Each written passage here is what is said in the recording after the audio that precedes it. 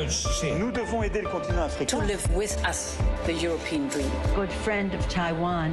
Europe 1, bonjour. Europe 1, 6h55. La revue de presse internationale. Nous partons d'abord en Argentine. Bonjour Flora Jedoux. Bonjour. Correspondante d'Europe 1 à Buenos Aires. Des Argentins le ventre vide à la une de la presse. Cette file d'attente de 2 km qui s'est formée sous les fenêtres du gouvernement argentin.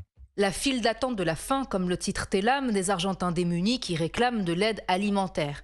Ils se sont rassemblés sous les fenêtres du ministère du Capital Humain sur plus de 2 km.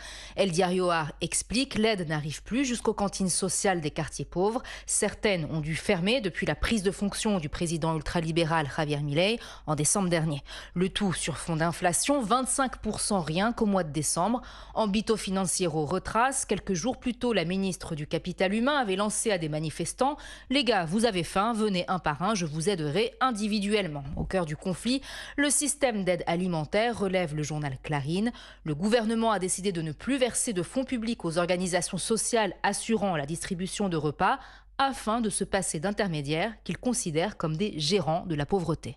Nous sommes aussi au Japon avec Bernard Delattre. Vous êtes à Tokyo pour Europe 1. Bernard, à la une de la presse japonaise. Donald Trump. L'élection présidentielle n'aura lieu qu'en novembre aux États-Unis, mais d'ores et déjà, l'éventualité de sa victoire fait frémir à Tokyo, écrit le quotidien Yomiuri. De retour à la Maison-Blanche, il pourrait conclure un grand marchandage commercial avec la Chine, qui serait préjudiciable au Japon, lit-on en une du Japan Times. Ou alors opter pour la confrontation, ce qui ne serait pas plus rassurant selon la chaîne Fuji News. Le quotidien financier Nikkei, lui, s'inquiète de l'isolationnisme de Donald Trump, qui pourrait donc se désengager de la région Asie-Pacifique au détriment de sa sécurité.